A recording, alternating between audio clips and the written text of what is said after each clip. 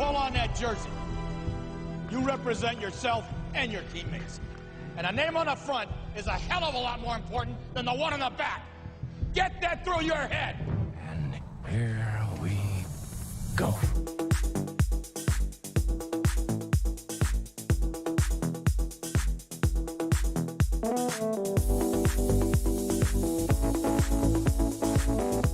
And it is no good. He missed it. Are you kidding me? The season can't end like that.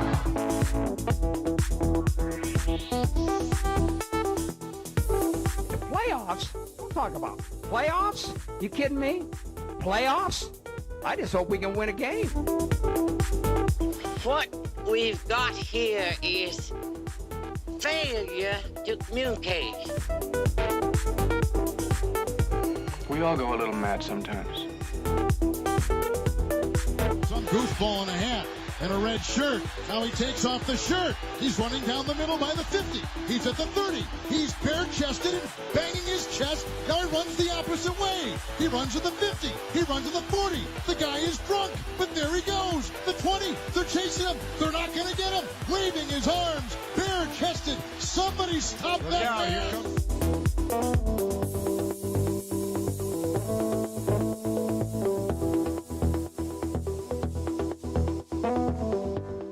So the season comes to an end, at least the regular season, for a whole lot of teams that we're going to talk about today. Welcome to another edition of the program, otherwise known as NETMA. I'm your host, Tyler Fault. Glad to have you with us on this Monday edition of the show. We got a lot to talk about. 12 teams officially confirmed for the playoffs, some in dramatic fashion, others it's been known for quite a bit.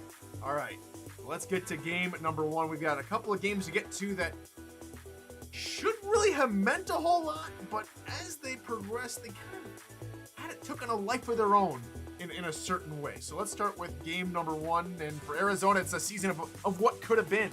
A 5-7 record they end on off of two great wins versus Baltimore, and then they knock off, well, it's a kind of a rude passing of the torch. It's almost like they handed Sioux Falls the flaming end of the you're getting them to the playoffs torch, and almost like they burned them a little bit. Arizona played really well again.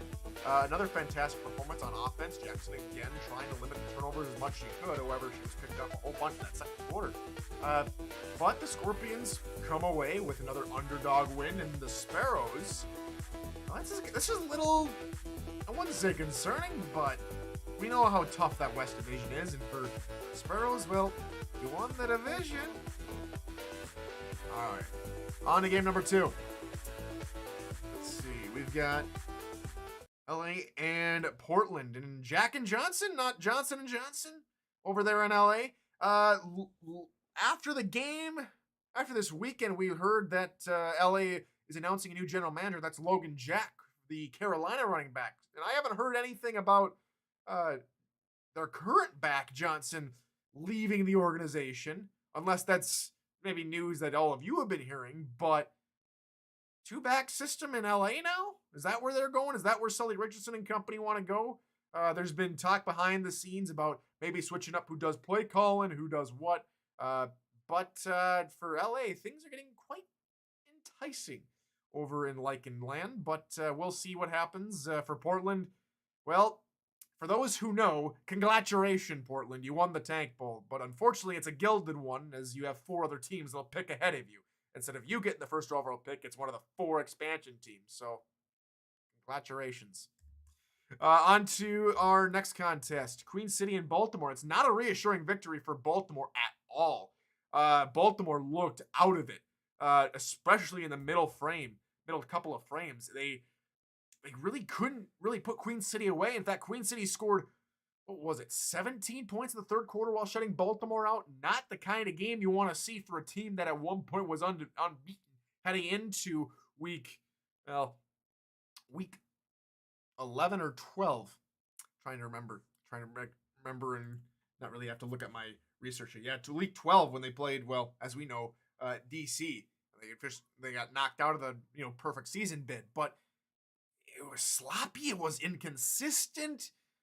It didn't really look like Baltimore like we all know. And, well, for Baltimore fans, love. For everybody else, we just deal with it.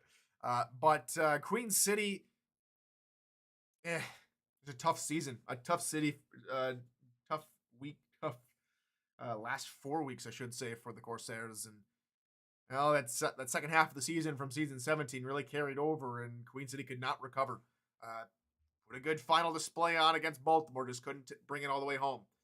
Baltimore, I'd be concerned only being the number 2 seed for where their head is at this point. Yes, it's a win. They're back on the right track, but you're going to be playing teams that are going to have more than 4 wins, and you're going to have to take them to task. Otherwise, the teams you played to end out the season, DC, combined, DC, Arizona, Queen City, that's all a combination of what? 15 wins between them, where they're going up against teams with a 7-5 record on at least. So it's not going to be as easy for Baltimore this season as it maybe was for them a season ago. So the Vultures I'd say they're in a little bit of hot water going into the playoffs. All right, next on our list is the Vancouver-San Diego matchup, and it's the Flying Legion. They showed up to the air show in San Diego with some fine air power of their own. It was back and forth. Vancouver eventually put San Diego, and we've all figured this would probably be a trap game for Vancouver, as they almost provided the stumbling block for Lone Star a week ago.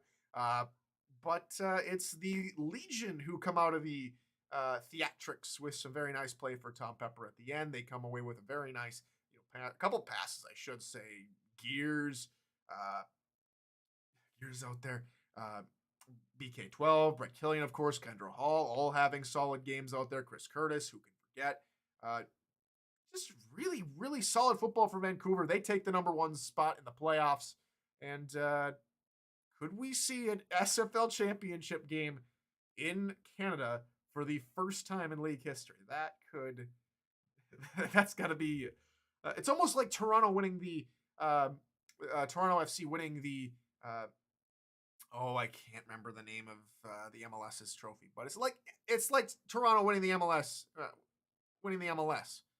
Could we see a SFL trophy head to Vancouver this season? We'll see what happens. All right, let's move on to our next contest. Fort Worth and Houston, and for Houston, they were swept out, not just out of the season series with Fort Worth, but swept out of the playoffs, and they needed a win to keep their faint playoff hopes alive. And unfortunately for Houston, they met with a very talented Fort Worth ball club, and just couldn't really do nothing. The athleticism, the firepower from Dave Burr was almost neutralized. 6 interceptions, led a late comeback, but unfortunately was too little too late. The Hyenas fall out to 5-7 to close out the season. Fort Worth with a couple of nice wins here at the end of the season to close out their campaign. Seeding and all that kind of fun stuff for the draft, again, won't really matter a whole lot too much until we start hearing about trades, until when the offseason really kicks in. All right, on to our next contest. This one is Vice Wars 11.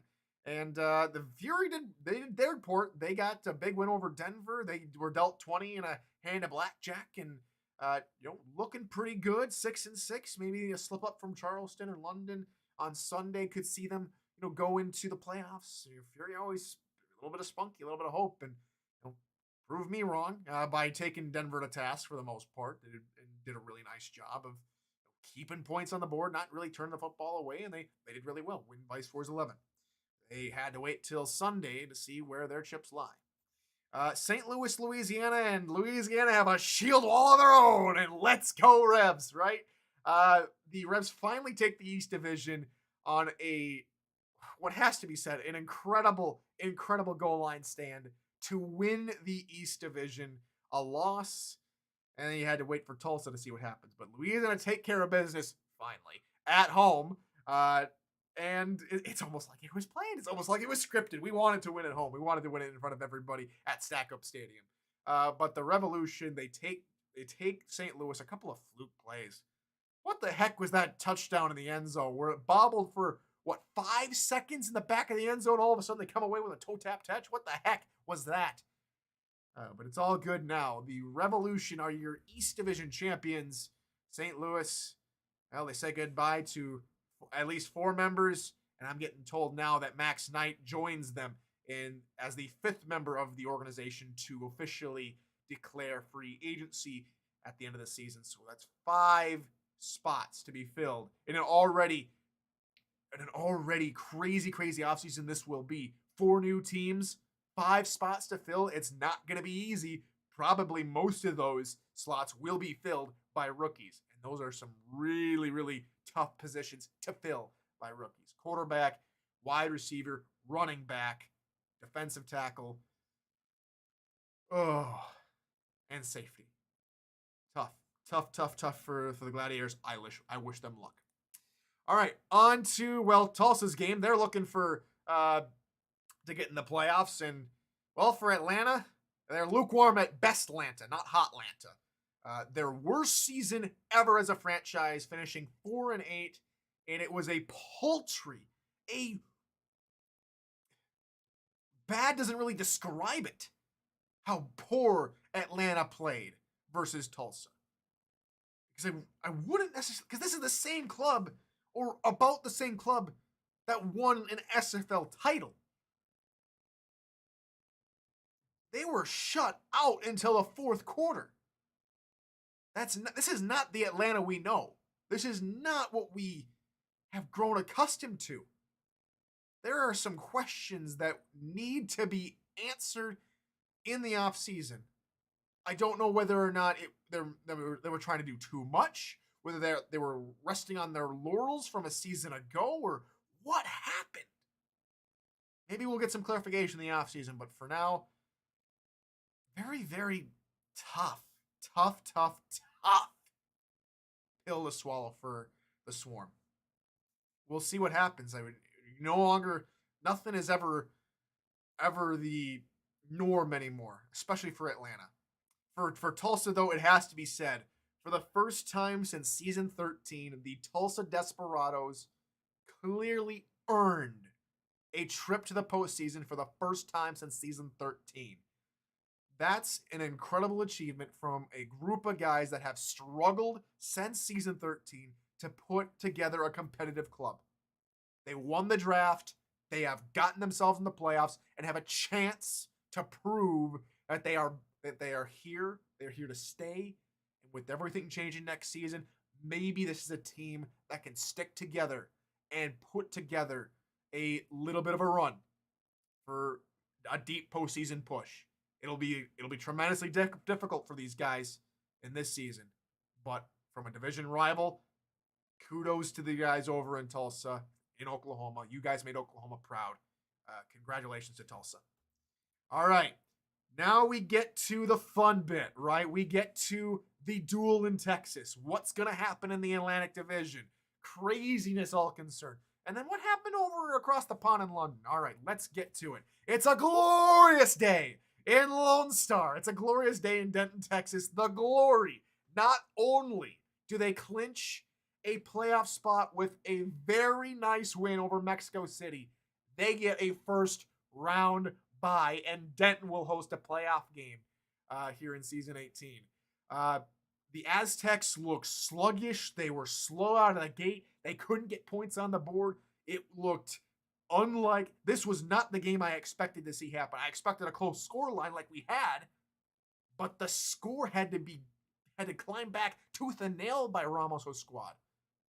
Lone Star put together an excellent game plan and completely neutralized the Mexico City attack in that first half. The Aztecs, of course, came back to put it close, but it's the Glory who come out with the glorious victory and a first round bye. Congratulations to the Glory. They are your Tex-Mex, aka South Division champions, nudging out Mexico City. That's their first division title.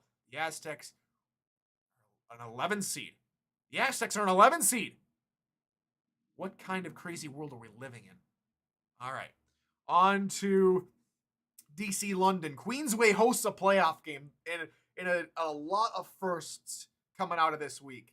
The Knights get their first above 500 season in franchise history, and Queensway will host a playoff game.